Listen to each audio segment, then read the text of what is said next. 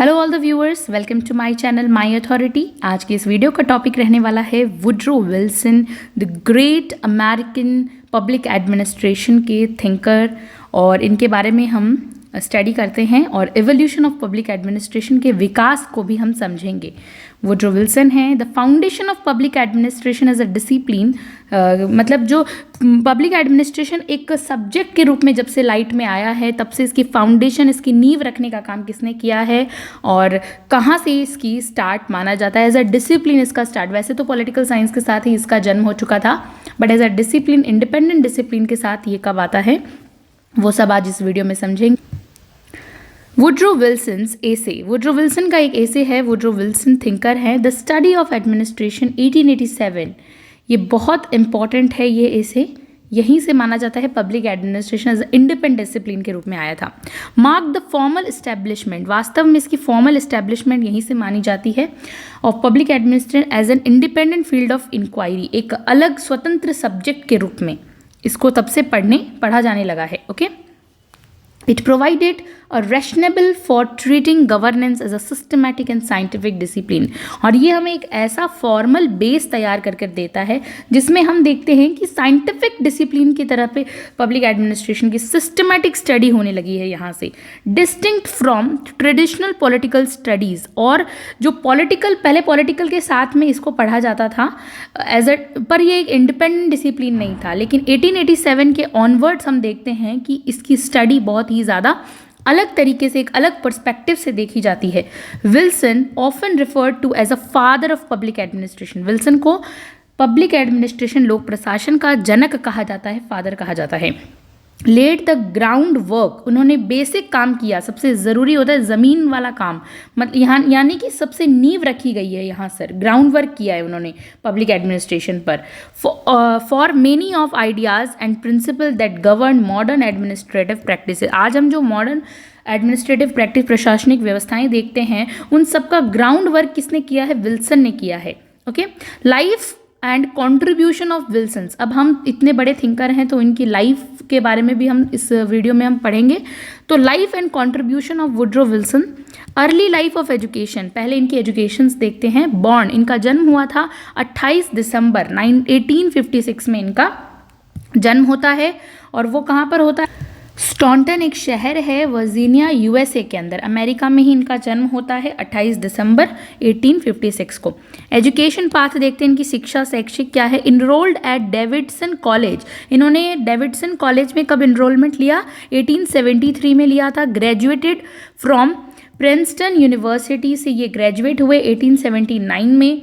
Briefly studied law, इन्होंने कानून की पढ़ाई बहुत ही डिटेल से ब्रीफली की थी at the university of Virginia की यूनिवर्सिटी में इन्होंने लॉ की पढ़ाई की थी, but later passed Georgia bar examination after self study. फिर बाद में इन्होंने जॉर्जिया बार का एक एग्ज़ाम होता है रिलेटेड विद लॉ, इन्होंने पास किया था सेल्फ स्टडी करके। फिर देखते हैं अर्नड पीएचडी, फिर इन्होंने पीएचडी की थी in history and political science में, दोनों में पीएचडी की फ्रॉम जॉन्स हॉपकिंसन यूनिवर्सिटी। 1886 में ये पीएचडी भी इन्होंने कंप्लीट की थी हिस्ट्री में और पॉलिटिकल साइंस में। ओके, एकेडमिक करियर देखते हैं इनका। टीचिंग जो पोजीशंस है, इन्होंने क्या टीचिंग शैक्षिक स्तर Bryn Mawr college for women इन्होंने पढ़ाया है, वहाँ पे 1885 से 1888 तक पढ़ाया है। वेस्लेयन यूनिवर्सिटी में भी पढ़ाया है इन्होंने, ये इनका ईयर है 1888 से 1890 तक पढ़ाया। Princeton University where he served as a professor, वहाँ पे इन्होंने एज अ प्रोफेसर पढ़ाया है। ज्यूरिप्रूडेंसेस, कानून की पढ़ाई, एंड पॉलिटिकल इकोनॉमी की, राजनीतिक अर्थव्यवस्था के ये चैप्टर्स वगैरह ये इनके प्रोफेसर रह चुके हैं 1890 से 1902 तक। And let became it's president, और फिर बाद में उस यूनिवर्सिटी के प्रेसिडेंट भी बने 1902 से 1910 तक। और बाद में कहा क्या जाता है वास्तव में ये प्रेसिडेंट भी थे अमेरिका के, यूएसए के प्रेसिडेंट। रिफॉर्म्स एट, इन्होंने कुछ रिफॉर्म किए थे प्रिंसटन यूनिवर्सिटी में, बहुत सी क्रांतियाँ लेकर आए थे ये। रिवोल्यूशनाइज्ड द यूनिवर्सिटीज़ करिकुलम, इन्होंने चेंज किया था यूनिवर्सिटी का करिकुलम और वहाँ का प्रशासन, एडमिनिस्ट्रेशन भी चेंज कर दिया था। इंट्रोड्यूस न्यू फैकल्टीज़, कुछ नई फैकल्टीज़ लेकर आए थे। एंड एक्सपेंडेड, इन्होंने फैलाया था वहाँ के its influence as a prominent educational institution, शैक्षिक स्तर में बहुत बदलाव किए थे इन्होंने, रिफॉर्म्स लेकर आए थे, कुछ ऐसे इंपॉर्टेंट रिफॉर्म्स, सुधार जो ज़रूरी थे प्रिंसटन में। फिर पॉलिटिकल करियर देखते हैं इनका। ये पहले पॉलिटिकल करियर के अंदर गवर्नर ऑफ न्यू जर्सी थे। न्यू जर्सी एक स्टेट है अमेरिका में, स्टेट सिटी है, इम्पॉर्टेंट गवर्नर थे वहाँ के। ये 11 से 13 इंट्रोड्यूस्ड प्रोग्रेसिव रिफॉर्म्स, इन्होंने बहुत रिफॉर्म लेकर आए, बहुत सुधार लेकर आए गवर्नमेंट में, इसलिए इनका पॉलिटिकल करियर बहुत वास्ट था। President of the United state, और ये यूनाइटेड स्टेट अमेरिका के प्रेसिडेंट भी रह चुके हैं 1913 से 1921 तक के ईयर है।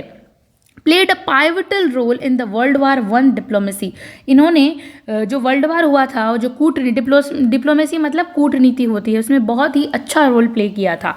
ठीक है, इनकी जो पॉलिसीज़ थी वो बहुत अच्छी थी। Founded league of Nations, league of Nations हम पढ़ते हैं जब हम हिस्ट्री पढ़ते हैं, क्योंकि ये हिस्ट्री के प्रोफेसर रह चुके थे और ये बहुत ही ज़्यादा इंटेलिजेंट थे, तो लीग ऑफ नेशंस में इन्होंने लीग ऑफ नेशन को फाइंड आउट किया था। अवार्डेड द नोबेल प्राइज, इन्हें नोबेल प्राइज से सम्मानित किया गया 1919 में for his efforts in promoting international peace, क्योंकि इन्होंने किसको, अंतर्राष्ट्रीय शांति को इन्होंने प्रमोट किया था, इसलिए इन्हें नोबेल प्राइज से अवॉर्डेड किया गया था। लिटरेरी कंट्रीब्यूशन देखते हैं इन्होंने, वर्क क्या क्या इन्होंने लिखे हैं। ऑथर्ड 8 बुक्स, ये 8 बुक के ऑथर्ड हैं। एंड न्यूमीरियस पेपर तो न जाने इन्होंने कितने लिखे हैं, इंक्लूडिंग कांग्रेशनल गवर्नमेंट 1885, इनका बहुत इंपॉर्टेंट पेपर है, which analyse the operations of Congress, जिसमें कांग्रेस के ऑपरेशंस, कांग्रेस की स्टडी की गई है, तो इनका एक पेपर है congressional government. The state 1889, a comparative study of government system, the state के अंदर इन्होंने क्या एनालाइज किया है, कंपैरेटिव स्टडी, तुलनात्मक अध्ययन गवर्नमेंट सिस्टम्स का, सरकारी तंत्रों का। फिर द स्टडी ऑफ एडमिनिस्ट्रेशन 1887, जो कि पब्लिक एडमिनिस्ट्रेशन की बेसिक है, विच पायनियर्ड, पथ प्रदर्शक थी the scientific approach to public administration, को एक साइंटिफिक डिसिप्लिन बनाने में सबसे ज़्यादा महत्वपूर्ण किताब द स्टडी ऑफ एडमिनिस्ट्रेशन, ये एक लेख था पहले, एक ऐसे था। ठीक है, फिर देखते हैं Wilson central ideas on public administration. अब विल्सन का सेंट्रल आइडिया क्या था पब्लिक एडमिनिस्ट्रेशन को, लोक प्रशासन को लेके विल्सन क्या सोचते थे, विल्सन का मेन सेंट्रल आइडिया क्या था। तो public administration as a science, वो मानते थे कि पब्लिक एडमिनिस्ट्रेशन साइंस जैसा है। ठीक है, विल्सन देखते थे पब्लिक लोक प्रशासन को एज अ साइंस, विज्ञान के रूप में, that could be studied systematically, क्योंकि हम देखते हैं साइंस को हम बहुत ही सिस्टमैटिकली पढ़ते हैं, हर एक चीज़ स्टेप बाय स्टेप पढ़नी पड़ती है। तो वो कहते थे कि पब्लिक एडमिनिस्ट्रेशन एक साइंस है, आप इसको भी सिस्टमेटिकली पढ़ो टू इम्प्रूव गवर्नमेंट एफिशिएंसी। अगर आप इसको सिस्टमेटिकली पढ़ोगे तभी सरकार के अंदर अच्छी एफिशिएंसी आएगी, कार्यक्षमता बढ़ेगी सरकार की। ठीक है, एम्फेसाइज्ड, ये इस बात पर जोर देते थे, लर्निंग फ्रॉम यूरोपियन मॉडल, कि हमें यूरोपियन मॉडल से सीखना चाहिए, while adapting them to democratic उन्होंने क्या बोला कि यूरोपियन मॉडल्स को सीखो, उससे सीखो कि adapting them to democratic context, कि हमने डेमोक्रेटिक कंटेक्स्ट लेना है और यूरोपियन मॉडल से हमें सीखना है। ठीक है, so public administration as the latest fruit of political science, और वो कहते थे कि उन्होंने देखा कि पब्लिक एडमिनिस्ट्रेशन जो है पॉलिटिकल साइंस का ना एकदम नया फल है, न्यू, कहते हैं ना न्यूएस्ट सब्जेक्ट, और ये सोशल साइंस का भी न्यूएस्ट सब्जेक्ट है। तो वो मानते हैं कि लेटेस्ट फ्रूट है, public administration is the latest fruit of political science and essential tool है, और बहुत ही नीड, इसेंशियल मतलब बहुत ज़रूरी, नेसेसरी, टूल मतलब इंस्ट्रूमेंट फॉर मॉडर्न गवर्नेंस। आज की आधुनिक सरकार को चलाने के लिए, आज की आधुनिक सरकार को चलाने के लिए मॉडर्न टूल क्या है, पब्लिक एडमिनिस्ट्रेशन। प्रशासन अच्छा है तो सरकार ऑलरेडी अच्छी चलेगी। देखते हैं पर्पस ऑफ पब्लिक एडमिनिस्ट्रेशन का, इनके आई में क्या पर्पस था, ये क्या उद्देश्य क्या है पब्लिक लोक प्रशासन का वास्तव में उद्देश्य क्या है। एफिशिएंसी लाना, कार्यक्षमता को बढ़ाना। एफिशिएंसी क्या होती है, इंश्योर करना, इस बात को सुनिश्चित करना दैट गवर्नमेंट, सरकार कैन ऑपरेट, जो गवर्नमेंट है वो ऑपरेट कर सकती है, बिल्ड कर सकती है इफेक्टिवली, प्रभावी रूप से, with minimal cost and maximum output, मतलब कम रिसोर्सेज। एफिशिएंसी का मतलब कम लागत पर ज़्यादा बेनिफिट देना। ठीक है, वैसे ही मिनिमल कॉस्ट लगे किसी चीज़ में और ज़्यादा से ज़्यादा आउटपुट उसका अच्छा निकल कर आए, यही इफेक्टिवनेस है, यही एफिशिएंसी है। रिफॉर्म ओरिएंटेड अप्रोच होनी चाहिए। रिफॉर्म लेकर आओ। अगर आप किसी पॉलिसी पे काम कर रहे हो और वो आपको बेनिफिट नहीं दे रही, आउटपुट नहीं दे रही, तो तुरंत उसमें सुधार करना चाहिए। एड्रेसेस इनएफिशिएंसी, और देखना चाहिए कि कहाँ पर लैक हो रहा है, एफिशिएंसी कहाँ नहीं आ रही है, कहाँ हमें उसमें प्रॉफिट नहीं मिल रहा है, उस चीज़ को तुरंत रिफॉर्म ओरिएंटेड, अपनी अप्रोच को हमेशा रिफॉर्म ओरिएंटेड रखो, तुरंत उसमें सुधार कर देनी। हमने देखा उन्होंने ऊपर प्रिंसटन विश्वविद्यालय में भी बहुत रिफॉर्म्स किए, तुरंत न्यू फैकल्टीज़ लेकर आने, इस तरह से वो प्रेसिडेंट भी बने बाद में। तो ये बहुत इंपॉर्टेंट होता है। इन गवर्नेंस वो चाहते थे सरकार में प्रोफेशनलाइजिंग एडमिनिस्ट्रेशन होना चाहिए। किसी भी सरकार के अंदर ना जो एडमिनिस्ट्रेशन है, प्रशासन है, वो बहुत प्रोफेशनल होने चाहिए, तुरंत उनके पास निर्णय लेने की क्षमता होनी चाहिए और रिफॉर्म ओरिएंटेड होने चाहिए। पब्लिक गुड मतलब लोगों की वेलफेयर की बात करना। प्रोटेक्ट द इंटरेस्ट यानी लोगों का जो जिसमें इंटरेस्ट होता है, ऑफ सिटीजन्स, नागरिकों का इंटरेस्ट जिसमें है, bye implementing policies efficiently and transparently. पारदर्शी रूप से लोगों की बात सुनी जानी चाहिए और लोगों पर पॉलिसीज़ लागू होनी चाहिए और लोगों को पता होना चाहिए उसके बारे में। पॉलिटिक्स एडमिनिस्ट्रेशन डायक्टोमी, ये इतना इम्पॉर्टेंट इनके थॉट्स में आता है। इन्होंने व्यू दिया है पॉलिटिक्स एडमिनिस्ट्रेशन डायक्टोमी का, द्विविभाजन कर देना कि पॉलिटिक्स अलग है और एडमिनिस्ट्रेशन अलग अलग हैं दोनों। तभी तो कहते हैं कि इंडिपेंडेंट साइंस के रूप में पब्लिक एडमिनिस्ट्रेशन ऑनवर्ड्स 1887 से स्टार्ट होता है, राइट? क्योंकि इसके जो फादर थे वुड्रो विल्सन, इन्होंने डायक्टोमी का सिद्धांत प्रिंसिपल दिया कि दोनों सब्जेक्ट अलग अलग हैं। One of Wilson's most debated, और डिबेटेड मतलब बहुत लोग इसको मानते भी हैं और बहुत लोग उस टाइम नहीं भी मानते, इस पर बहुत डिबेट हुई। इस ideas was separation of politics and administration. कुछ स्कॉलर कहते थे दोनों एक ही है और कुछ स्कॉलर्स ने माना कि नहीं, दोनों में होना चाहिए, सेपरेशन होना चाहिए। सो बहुत ही डिबेटेड था, विवादास्पद था। पॉलिटिक्स क्या है?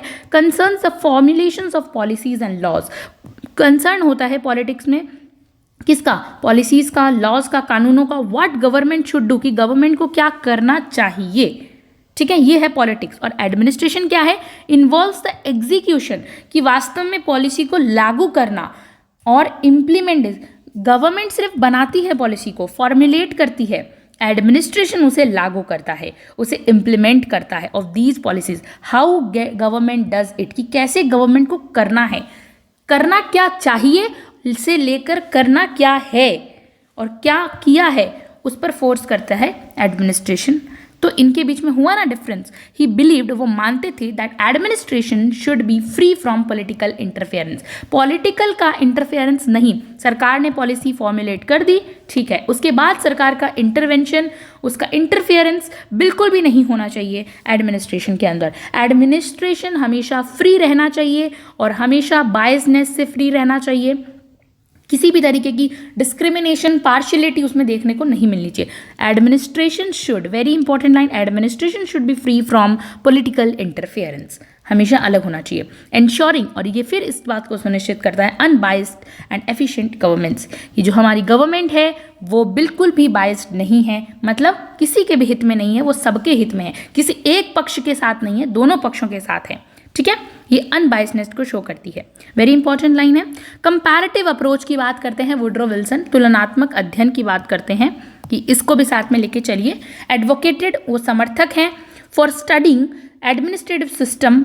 उन्होंने बहुत से अक्रॉस ऑफ नेशन जाकर बहुत अलग अलग एडमिनिस्ट्रेटिव सिस्टम को स्टडी किया, बहुत इंटेलिजेंट थे, उन्होंने स्टडी किया एडमिनिस्ट्रेटिव सिस्टम अक्रॉस नेशंस, अलग अलग नेशंस के, टू आइडेंटिफाइड बेस्ट प्रैक्टिसेस, की सबसे अच्छा एडमिनिस्ट्रेशन कहाँ है और किस तरह का होता है। तो इससे हमें पता चलता है, जब हम किसी चीज़ की तुलना करते हैं तब हमें पता चलता है हाँ कि इस जगह पे ये चीज़ अच्छी है तो इस जगह से ये चीज़ हमें उठा लेनी है, इस जगह को हमें लागू करना है इस जगह से, ठीक है। तो वेरी इंपॉर्टेंट तुलनात्मक अध्ययन।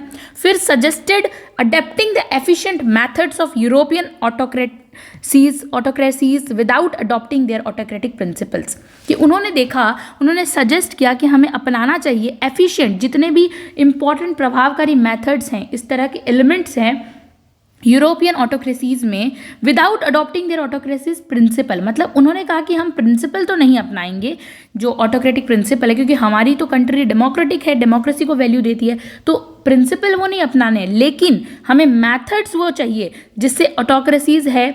यूरोपियन मॉडल में बहुत ऐसे कुछ इंपॉर्टेंट फैक्ट्स थे, या फिर हम कह सकते हैं ऐसी कुछ स्पेशलिटीज़ थी जो वुड्रो विल्सन सजेस्ट करते थे कि हमें ये अपनाना चाहिए, ठीक है। ऑटोक्रेटिक नहीं, ऑटोक्रेटिक पॉलिसीज़ जिससे वो इतना इफ़िशिएंट काम करते हैं। फेमस एनालॉजी हम देखते हैं, इफ़ आई सी, एक इम्पॉर्टेंट कोट है कि if I see a murderers fellow sharpening his knife cleverly, I can borrow his ways of sharpening the knife without borrowing his intention to commit murder. इसका मतलब है कि अगर वो किसी हत्यारे को, हत्यारा यानी कोई मर्डरर है, उसको देखते हैं कि वो अपने चाकू को तेज़ कर रहा है, उसमें धार बढ़ा रहा है, ठीक है, तो मैं उसकी हत्या करने की मंशा को अपनाए बिना कि वो सच में अगर उसको चाकू को तेज कर रहा है, तो इसका मतलब ज़रूरी नहीं है कि वो किसी को मर्डर करे, मैं ये सोचूंगा भी नहीं, ठीक है। विदाउट बोरोइंग हिज इंटेंशन, मुझे उसका वो मंशा नहीं देखनी है, मैं चाकू को तेज करने के लिए उसके तरीके को अपना सकता हूँ कि वो चाकू को तेज कर रहा है, इसका मतलब ज़रूर वो किसी का मर्डर करेगा। मुझे उससे पूछने की या फिर सोचने की ज़रूरत भी नहीं है कि वो चाकू तेज करके क्या करेगा, क्योंकि वो तो मर्डरर है। यहाँ पे तो साफ लिखा है कि वो तो मर्डरर है, वो तो किस चाकू को तेज कर रहा है, इसका मतलब वो किसी को मारने का इंटेंशन है उसका, तो इससे इंटेंशन तो यहाँ पर साफ होता है, लेकिन उससे पूछने की ज़रूरत नहीं है इसमें। इसका मतलब यही है ऑल ओवर कि यदि किसी हत्यारे को अपने चाकू को चतुराई से तेज करते हुए देखता हूँ मैं, तो उसकी हत्या करने की मंशा को बिना अपनाए चाकू को तेज करने के उसके तरीके को अपना सकता हूँ। मुझे पहले ही पता चल जाएगा कि उसका बिहाइंड द उसका क्या इंटेंशन है, राइट। ये एनालॉजी है। एडमिनिस्ट्रेशन भी एज अ बिजनेस क्या है? प्रशासन एक व्यापार एज अ बिजनेस भी है। Wilson linked public administration, linked मतलब एक ब्रिज जोड़ देना, ठीक है, लिंक मतलब एक दूसरे से लिंक कर देना, एडमिनिस्ट्रेशन को बिजनेस से लिंक कर दिया। स्ट्रेसिंग करता है, ये इस बात पर जोर देता है कि व्यापार जब हम करते हैं, किसी भी तरीके का व्यापार हो, उसमें हम क्या देखते हैं? मितव्ययिता, इकोनॉमी, अर्थव्यवस्था को देखना, एफिशिएंसी, कार्यक्षमता को देखना, और इफेक्टिवनेस यानी प्रभावकारिता, ये तीनों चीज़ हम व्यापार से रिलेटेड, और ये तीनों उन्होंने लिंक्ड कर दी बिजनेस से और पब्लिक एडमिनिस्ट्रेशन से। तो यहाँ पर एडमिनिस्ट्रेशन एज अ बिजनेस भी वो देखते थे। Argued that administration should focus on results and remain unaffected bye political strife of public pressures, कि वो कहते हैं कि एडमिनिस्ट्रेशन को फोकस करना चाहिए रिजल्ट्स पे और रिमेन अनअफेक्टेड बाय किसी भी तरीके के राजनीतिक अफेक्ट, मतलब अफेक्ट नहीं होना चाहिए राजनीति से या फिर राजनीतिक चरित्रों से, किसी भी तरीके से स्ट्राइफ से, पब्लिक प्रेशर से पब्लिक एडमिनिस्ट्रेशन को इफेक्ट नहीं होना चाहिए, उसे न्यूट्रल रहना चाहिए। Key features of Wilson's study of administration, important points हैं। Reasons for neglecting administration before 19th century, अब 19th सेंचुरी से पहले एडमिनिस्ट्रेशन को इतना नेग्लेक्ट क्यों किया गया था? Small populations made administration simpler, इसका मतलब है जहाँ पॉपुलेशंस कम है वो देखती है कि एडमिनिस्ट्रेशन सिंपलर बनाती है। स्मॉल पॉपुलेशन, जहाँ पर कम पॉपुलेशन है वो एडमिनिस्ट्रेशन को और ज़्यादा सिंपल बनाती है। Focus on political science was a constitutional question, monarchy, democracy, पहले सिर्फ पॉलिटिकल साइंस की स्टडी होती थी और उसी पर बात किया जाता था। पॉलिटिकल साइंस के अंदर ही बहुत सारी चीज़ें आ जाती थी, जैसे संवैधानिक क्वेश्चंस जितने भी होते हैं वो सब पॉलिटिकल साइंस के अंदर स्टडी किया जाता था। लाइक हम पहले बात करते थे मोनार्की, डेमोक्रेसी, लोकतांत्रिकरण या फिर मोनार्की यानी एक राजा का शासन हो, ग्रोइंग कॉम्प्लेक्सिटी इन ट्रेड, और धीरे धीरे जो फिर बाद में क्या हुआ, पॉपुलेशन भी बढ़ी और कॉम्प्लेक्सिटी बढ़ने लगी ट्रेड की, बिजनेस की, कॉमर्स की, वाणिज्य की, एंड इंडस्ट्रियलाइज, औद्योगिकरण का विकास हुआ। लेटर डिमांडेड प्रोफेशनल गवर्नेंस, और पहले तो काम चल जाता था क्योंकि स्मॉल पॉपुलेशंस थी और इतना पॉलिटिकल साइंस का फोकस था कि वो क्वेश्चंस इन सबको हैंडल कर सके। लेकिन जैसे जैसे कॉम्प्लेक्सिटी बढ़ी, ट्रेड बढ़ा, ग्लोबलाइजेशन बढ़ा, वैसे वैसे मार्केट ओरिएंटेड बात और पब्लिक एडमिनिस्ट्रेशन को और प्रोफेशनल करने की बात धीरे धीरे सामने आती है। और अगर प्रोफेशनलिज्म नहीं आता है गवर्नमेंट के अंदर, गवर्नमेंट इसी तरह स्लो काम कर रही है, तो लोगों की डिमांड भी कंप्लीट नहीं हो पाएगी और लोग भी सेटिस्फाई नहीं होंगे। इसीलिए प्रोफेशनल गवर्नेंस की बात करते हैं और गवर्नेंस के अंदर पब्लिक एडमिनिस्ट्रेशन का रोल धीरे धीरे बहुत इंक्रीज हो जाता है। इसीलिए 19th सेंचुरी तक तो बहुत नेग्लेक्ट हुआ पब्लिक एडमिनिस्ट्रेशन, लेकिन धीरे धीरे ऑनवर्ड्स वो बहुत डेवलप्ड होने लगा। तो विल्सन्स डेफिनेशन ऑफ एडमिनिस्ट्रेशन, कुछ इंपॉर्टेंट डेफिनेशंस जो विल्सन ने दी है एडमिनिस्ट्रेशन की, बहुत बार PYQs में पूछा गया है। Administration involve systematic execution of law, कि एडमिनिस्ट्रेशन का मतलब है कि लॉ यानी कानूनों को सिस्टमैटिक तौर पे एग्जीक्यूट करना, उसे लागू कर देना, इम्प्लीमेंट कर देना, यही क्या है? एडमिनिस्ट्रेशन है। Distinguished between policy making, politics, policy implementation, कि जो कहते हैं वुड्रो विल्सन कहते हैं पॉलिसी मेकिंग पॉलिसी बनना अलग बात है, पॉलिसी का लागू होना अलग बात है। पॉलिसी बनना, फ्रेमिंग ब्रॉड प्लान्स, अलग अलग गवर्नमेंट एक्शन को अच्छे से स्ट्रक्चर में आपने फ्रेम कर दिया, वो तो हो गया पॉलिसी मेकिंग, जो कि पॉलिटिक्स है। पॉलिसी इंप्लीमेंटेशन क्या है, जो कि एडमिनिस्ट्रेशन है। एग्जीक्यूटिंग दीज प्लान्स एफिशिएंटली, बहुत ही शानदार तरीके से प्लान्स को लागू कर देना।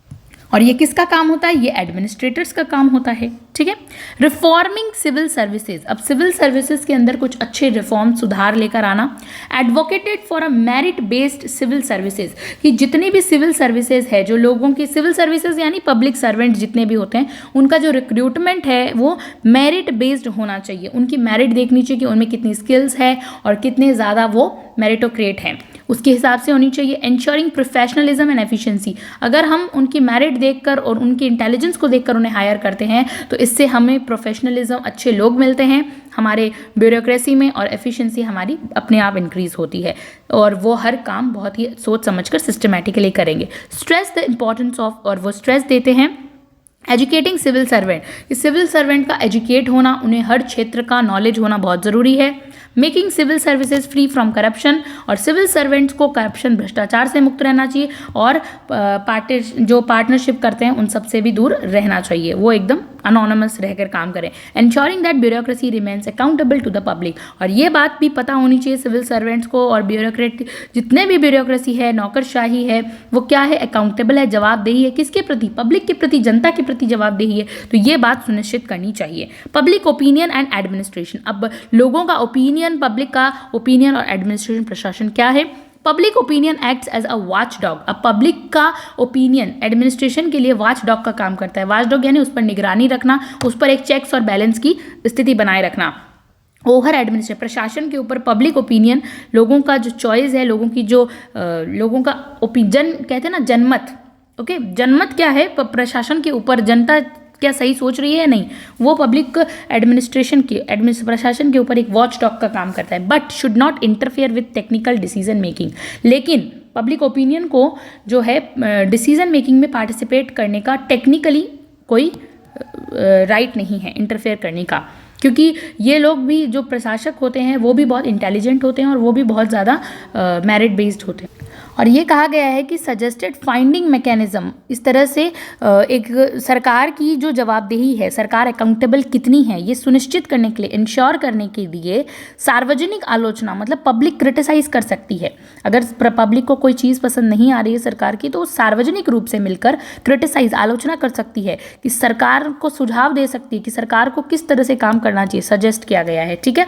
फिर हम देखते हैं challenges and limitation of Wilson's ideas, Wilson के आइडियाज़ में क्या चैलेंजेस आते हैं और उसकी क्या लिमिटेशंस होती है। एम्बिग्यूटीज इन विल्सन्स ए से हम देखते हैं क्या इंपॉर्टेंट चीज़ें हैं, जो कि अस्पष्टताएं क्या है, स्पेशली जो क्लियरेंस नहीं है। तो Wilson's stands on the public politics administration dichotomy was inconsistent, ऐसा माना जाता है कि जो उन्होंने पब्लिक एडमिनिस्ट्रेशन की और पॉलिटिक्स की डायक्टोमी बताई है वो इनकन्सिस्टेंट है, अस्पष्ट है, क्लियर नहीं है, क्योंकि उन्होंने ऑल ओवर पब्लिक पॉलिटिक्स और एडमिनिस्ट्रेशन को अलग करने की बात नहीं की। उन्होंने कुछ ऐसे स्पेसिफिकली पार्ट्स पर कहा है कि सेपरेट होना चाहिए, बाकी पार्ट्स को उन्होंने ऐसे ही जाने दिया। तो he acknowledge their interdependence in some parts, कि उन्होंने कहा स्वतंत्र तो होनी चाहिए ये दोनों चीज़ें, लेकिन कुछ ही पार्ट्स पर, while arguing for their separation in others, उन्होंने और बाकी पार्ट्स को ऐसे ही जाने दिया, ठीक है। Critics argue that his essays is too general and vague, और जो उनके आलोचक हैं वो कहते हैं कि उनका जो वो निबंध है, जो उनका एसे है, वो बहुत ही ज़्यादा सामान्य है, नॉर्मल है, जनरल है और वैग है, मतलब अस्पष्ट है, कुछ क्लियरेंस नहीं देखने को मिलता है। और रेजिंग मोर क्वेश्चंस, और वो बहुत प्रशासन के ऊपर raising more questions and answer about the actual studies of administration, वो कहते हैं कि जो प्रशासन का वास्तविक स्टडी है, अध्ययन है, के बारे में वो जो आंसर एक्सेप्ट कर रहे हैं उसकी जगह लगता है वो क्वेश्चन कर रहे हैं, वो वास्तव में आंसर नहीं दे रहे हैं, ऐसा लग रहा है वो क्वेश्चन खुद ही क्वेश्चन कर रहे हैं। तो ये क्रिटिसिज्म हुआ है उनका। और मॉडर्न क्रिटिसिज्म अब हम देखते हैं आधुनिक युग में उनकी आलोचना क्या होती है अभी। तो some scholars questions Wilson's designation as the founder, वो कहते हैं कि कि आप विल्सन को फाउंडर मत कहिए, इस पे भी वो क्वेश्चन मार्क करते हैं। Public administration arguing the field's roots lie in the earlier American thinkers, वो कहते हैं कि आप वुड्रो विल्सन को फादर मत कहिए एडमिनिस्ट्रेशन का, पब्लिक एडमिनिस्ट्रेशन, क्योंकि ये तो पहले से ही रूट में है, पहले से ही जड़ों में है अमेरिकन थिंकर्स की, तो पहले से ही। तो कुछ कहते हैं कि फाउंडर होने पर भी सवाल उठाते हैं कि आप उन्हें फादर क्यों मानते हैं, ठीक है। फिर हम देखते हैं modern relevance of Wilson's contributions, जो विल्सन ने कॉन्ट्रीब्यूशन किया उसका मॉडर्न में क्या प्रासंगिकता है, क्या प्रभाव है लोगों पर, लोक प्रशासन का, इम्पैक्ट ऑफ लोक प्रशासन, पब्लिक एडमिनिस्ट्रेशन। विल्सन एसे, जो विल्सन का एसे है बहुत important, established public administration as a distinct academic field, एक स्वतंत्र अच्छा सुंदर अध्ययन के रूप में वहीं से शुरुआत मानी जाती है 1887 से।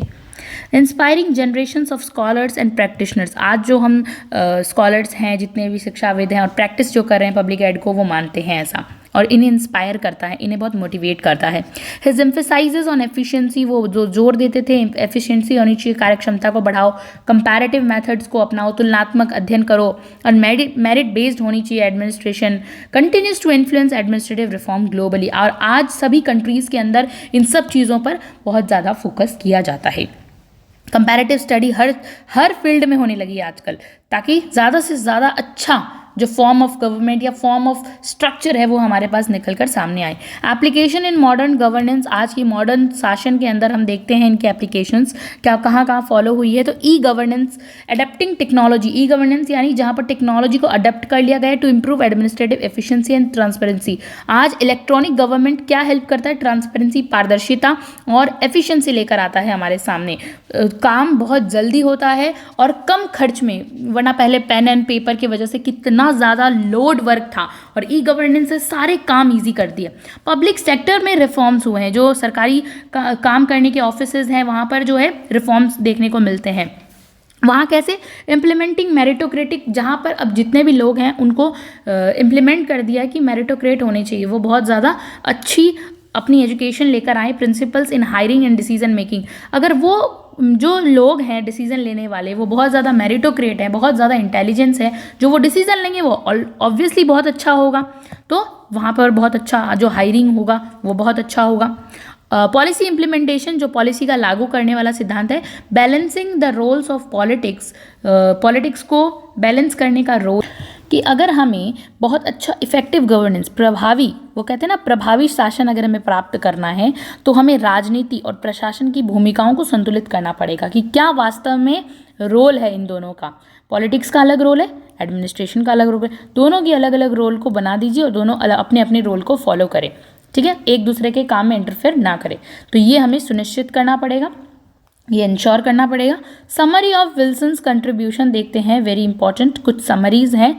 पायनियर मतलब होता है पथ प्रदर्शक, जो सबसे पहले इस चीज़ को आपको दिखाता है रास्ता। The scientific study of public administration, तो विल्सन कहते हैं कि साइंटिफिक स्टडी होनी चाहिए पब्लिक एड की।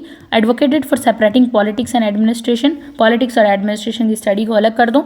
एम्फेसाइज्ड करते हैं कार्यक्षमता, प्रोफेशनलिज्म लेकर आओ साथ में स्टडी के अंदर। कंपैरेटिव मेथड होना चाहिए। Proposed a merit based civil services system, influenced modern governance practice globally. ये इनके कुछ इंपॉर्टेंट पॉइंट्स हैं। अब इनके वर्क हम देख लेते हैं। Work related to public administration, कुछ ही इंपॉर्टेंट वर्क्स हैं।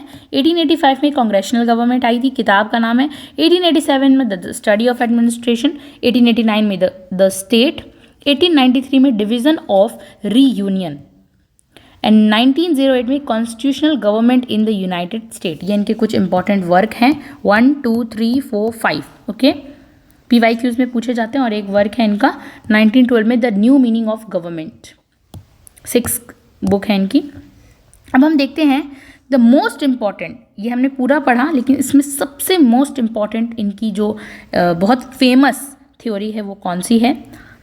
The most important theory related to Woodrow Wilson's fields of public administration, जो उन्होंने पब्लिक एड में अपना योगदान दिया है वो है पॉलिटिक्स एडमिनिस्ट्रेशन डायक्टोम, ठीक है। तो इसके की एस्पेक्ट्स देखते हैं। सबसे पहले very important separation of politics and administration की बात करते हैं। क्लियर डिस्टिंक्शन मार्क दे दिया, डिस्टिंक्शन यानी कि यस, इससे ज़्यादा ये एक कहते हैं ना रेखा दे दी है कि बस। Wilson argued for clear distinction between politics, policy making and policy implementation में। According to Wilson, elected official जो पॉलिटिशियंस होते हैं, जो इलेक्ट होते हैं, लोग उन्हें चुनते हैं, should focus on setting policies. उनको सिर्फ कितना काम करना चाहिए? पॉलिसी को सेट करने पे काम करना चाहिए। वाइल एडमिनिस्ट्रेशन जो सिविल सर्वेंट होते हैं उनका फोकस होना चाहिए एग्जीक्यूट करने पे, एफिशिएंसी को, इम्पार्शियली, बिना किसी भेदभाव के, उन्हें सिर्फ लागू करने पर फोकस करना चाहिए और उनका कोई काम नहीं है। This separation was intended to prevent partisans politics from interfering with efficient functioning of government. और ये जो सेपरेशन है ये प्रिवेंट करता है, बचाता है कि जो पार्टीशंस हैं पॉलिटिक्स के, जो पॉलिटिक्स में भाग लेने वाले लोग हैं, वो इंटरफेयर ना करें किसी भी तरीके से गवर्नमेंट के किसी भी इंस्टीट्यूशन में, अगर वो रिलेटेड है इम्प्लीमेंटेशन से। साइंटिफिक मैनेजमेंट ऑफ एडमिनिस्ट्रेशन एक बहुत इंपॉर्टेंट स्टडी है, साइंटिफिक मैनेजमेंट होना चाहिए स्टडी का। Wilson emphasise that administration should be treated as a science, किसे साइंस कहो, साइंस के अलावा कुछ नहीं कहना है। It should focus on principles of efficiency, rationality, तर्कपूर्ण तरीके से बात होना, professionalism, similar to private sector, कि जैसा प्राइवेट सेक्टर है वैसे ही इसकी स्टडी होनी चाहिए। प्राइवेट सेक्टर में हम देखते हैं ना कितना प्रोफेशनलिज्म रहता है, वैसा। ही believe that public administration required specialised knowledge, और इसके अंदर जितने भी लोग हैं उनको बहुत अच्छी नॉलेज होनी चाहिए, स्पेशलाइज्ड नॉलेज होनी चाहिए, टेक्निकल एक्सपर्टीज इसमें आनी चाहिए, जिनको डिजिटली हर चीज़ का ज्ञान हो, which could be developed through systematic study and training. और ये कब डेवलप होगा? जब हम सिस्टमेटिक स्टडी करेंगे और ट्रेनिंग लोगों को अच्छी देंगे, तब ये डेवलप होगा। Administration as a independent discipline, और प्रशासन को उन्होंने, लोक प्रशासन को उन्होंने एक इंडिपेंडेंट डिसिप्लिन के रूप में स्टडी करने की बात की है। विल्सन एडवोकेट इस बात को कहते हैं, इस बात पर जोर देते हैं, एडवोकेट हैं वो इस बात के, for public administration to be recognised, समझो, as a distinct field of the study, अलग है, सेपरेट फ्रॉम पॉलिटिकल साइंस। बार बार उन्होंने इसी बात पर जोर दिया, इसीलिए कहा जाता है विल्सोनियन क्राई, क्योंकि उन्होंने जब ये बात बताई थी उन्होंने सिर्फ और सिर्फ ये कहा था कि आप डायक्टोमी करें, इन दोनों सब्जेक्ट के बीच में अंतर रखें, तो उन्होंने चिल्ला चिल्ला कर कहा, इसीलिए Wilsonian cry is very famous word. He argued that governments needed to adopt practical administrative method. Government को, सरकार को क्या करना चाहिए? प्रैक्टिकल जो वास्तव में व्यवहारिक प्रशासनिक सिस्टम्स को अपनाना चाहिए, ठीक है। And scientific principles, growing complexity, जो आज बढ़ती हुई आबादी है लोगों की, मॉडर्न गवर्नेंस से हम देख पा रहे हैं कि आधुनिक सरकार किस तरह से काम कर रही है, उन सबको डील करने के लिए प्रैक्टिकल एडमिनिस्ट्रेटिव मेथड चाहिए। Focus on efficiency and accountability, जवाबदेही और कार्यक्षमता पर बल देना। Wilson emphasise that administration should um, administration को फोकस करना चाहिए, इकोनॉमी, मितव्ययिता, प्रभावकारिता, 3E, उन्होंने उसी टाइम 3E की पॉलिसी की बात की थी।